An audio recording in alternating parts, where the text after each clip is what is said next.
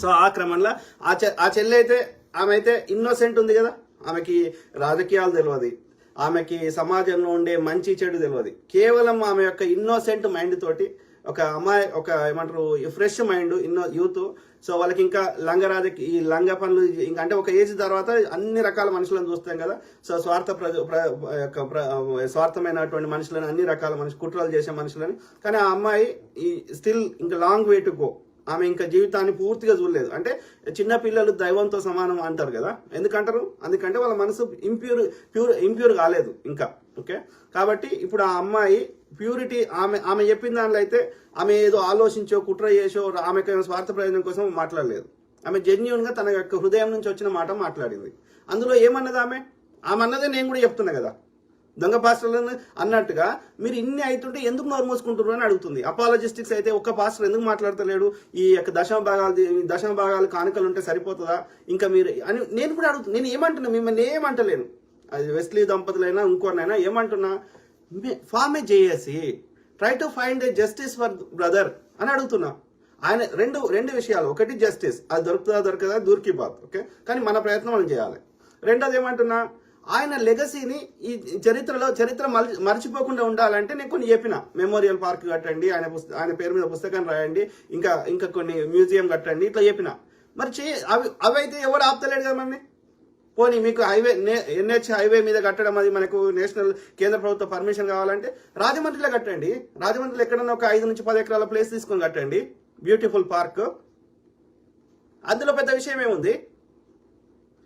అంటే దానికి డబ్బులు కావాలంటే మీరు ఇప్పుడు ఇన్ని దశమ భాగాలు వసూలు చేస్తున్నప్పుడు 5 నుంచి 10 కోట్లు అడిగితే ఇయ్యరా ప్రజలు? You don't want to do it, you just want to get your own publicity. మీకు పబ్లిసిటీ కోసం అభినయ్ దర్శన్ అరుస్తాడు తప్ప ఏదైనా మీనింగ్ఫుల్ యాక్షన్ తీసుకో. అభినయ్ దర్శన్ పొద్దుగాలు వేస్తే అబద్ధాలు చెప్తా అంటే నాతో మాట్లాడింది ఒకటి ఉంటుంది, మీ వాళ్ళ మీడియాకి వెళ్ళి చెప్పేది ఒకటి ఉంటుంది. అది ఇంతవరకు కరెక్ట్? నీ మీద నమ్మకం ఎట్లుంటుంది? దొంగలు తయారైపు ఆలోచించడం మిత్రులారా. సో ఏది ఆ క్రమంలో చెల్లె చెప్పిన. ఓకే, సో పాస్టర్స్ వీళ్ళు ఇది అభినయ దర్శన్ గురించి చెప్పిన, శివరాజకీయాల గురించి. ఓకే, మెమోరియల్ పార్క్ గతంలో మళ్ళీ చెప్పిన. ఓకే, సో తర్వాత ఏది ఈ జాన్ వెస్లీ దంపతులు. ఓకే, నేను అక్యూజ్ చేసిన అంటే నాకు ఫస్ట్ నుంచి ఏ వ్యక్తి అయితే నాకు డే 1 నుంచి ఇన్ఫర్మేషన్ చెప్పిండో, ఏది అమిత్ షా ఇన్వాల్వ్మెంట్, గొడ్డలు ఎట్లా కొట్టిండ్రు, ఈ కరుణాకర్ సుగుణ, వీళ్ళందరి గురించి చెప్పినప్పుడు అది వ్యతిరేక పక్షం కాబట్టి అందరూ ఓకే దే అప్రిషియేటెడ్ మీ. అదే పర్సన్ ఈ యొక్క వెస్లీ దంపతుల గురించి చెప్పగానే ఇతను క్రిస్టియన్స్ వ్యతిరేకము, ఇక నా మీద ట్రోలింగ్ స్టార్ట్ చేశారు. ఇప్పుడు ఆ సేమ్ వ్యక్తి ఆ అన్ని ముచ్చట్లు చెప్పినప్పుడు నమ్మినప్పుడు ఇది కూడా నమ్మాల్సి వస్తుంది. ఇక ఇది నమ్మొద్దు, అయితే మిగతా కూడా నమ్మొద్దు.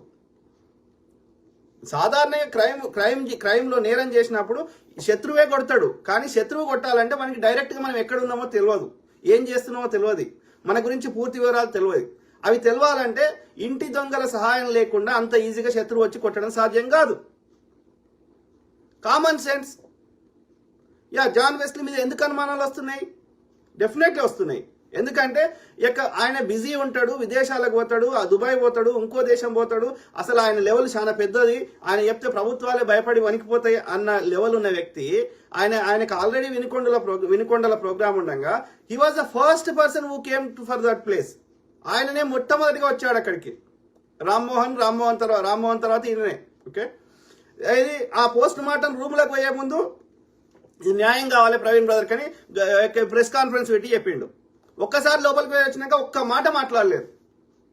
మళ్ళీ ఈయనకు అనుకూలమైన వ్యక్తి ఆ రాజేశ్వరరావు అనే అన్ని లోపలికి పంపించిండు. ఇప్పటి వరకు పోస్ట్ మార్టం వీడియో కావాలని ఎవడు అడుగుతలేడు. ఇట్లా చాలా ఉన్నాయి అనుమానాలు. ఇంకా ఆ వీడియోలో ఇప్పుడు నేను నీ పేరు ఎత్తితే అప్పుడు నువ్వు వచ్చి ఆయన నాకు ఆయన ఏమంటున్నాడు, వాళ్ళ భార్యనేమో నాకు తెలుసు, లాస్ట్ టైం విజయవాడలో అది గ్లోబల్ సమిట్ అది అయితే అక్కడ వచ్చిండు, అక్కడ నన్ను కూడా స్టేజ్ మీదకి రమ్మన్నారు, నేను రాలేదు అని చెప్తుంది ఆమె, బ్లెస్సీ వెస్లీ గారు. కానీ ఈ జాన్ వెస్లీ గారు ఏమంటున్నారు, అసలు ఆయన ఎవరో నాకు తెలియదు అంటుండు. నీ తమ్ముతో మీటింగ్ పెడితే నీకు ఎట్లా తెలియదు జాన్ వెస్లీ గారు? అంటే మన మాట చెప్తే అతకాలి కదా. డెఫినెట్లీ జాన్ వెస్లీ గారి మీద అనుమానాలు ఉన్నాయి. ఓకే, ఈయన డైరెక్ట్ చేసిన అనలేదే మనము. ఇది ఎంతవరకు నిజమో నాకు తెలియదు, నాకు వచ్చిన సోర్స్ ఇది అని చెప్పిన ఫస్ట్ థింగ్. రెండోది ఏమంటున్నా, ఈయన డైరెక్ట్ చేసిండు అని చెప్పలేదు ఆయన, నాకు చెప్పిన ఆయన ఈయన ఈయన ఈయన వాళ్ళకి సహకరించిండు, ఆ శత్రువులకి, ఆ యొక్క ఆ దొంగనా కొడుకులు ఎవరైతే ఉన్నారో చిన్నజీయర్ స్వామి, వాళ్ళ గ్యాంగ్ లలిత్ కుమారు, కరుణాకర్ సుగుణ, రాజేష్ మహాసేన, ఇంకెవరెవరో పేర్లు ఉన్నాయి కదా, వాళ్ళకి ఇతను సహకరించిండు. రాజమండ్రికి తెప్పియడంలో ఇతను, అక్కడికి తీసుకురావడంలో ఇతని పాత్ర ఉంది. ఇది ఉండొచ్చు, అందులో నేను ఆశ్చర్యం ఏం పోతలేను. ఎందుకంటే ఈ ఈ ప్రవీణ్ పగడాల బ్రదర్కి ఇంపార్టెన్స్ డే బై డే అక్కడ ఆ ప్రాంతంలో అక్కడ రాజమండ్రిలో ఉన్న వాళ్ళు చెప్తున్న ప్రకారం ఇతనికి ఇంపార్టెన్స్ పెరుగుతుంది. అక్కడ ల్యాండ్ కొనుక్కునే ప్రయత్నం చేస్తున్నాడు, ఇల్లు లైబ్రరీ కట్టే ప్రయత్నం చేస్తున్నాడు. అక్కడ ప్రజలు ఈయనకు ఆదరణ పెరిగితే ఆటోమేటిక్గా వాళ్ళకి వచ్చే వాళ్ళ సంఖ్య తగ్గిపోతుంది. అర్థమైందా? ఈ యొక్క వెస్లీ దంపతులకి నచ్చకపోవచ్చు, రైవల్రీ ఉండొచ్చు. ఈయన గత చరిత్ర తీస్తే అంత నెగిటివ్ ఉంది, మంచిగా లేదు జాన్ వెస్లీది. చెప్తాం, వాళ్ళ లోపల పోదాం. Could be there is a professional rivalry ఉండొచ్చు.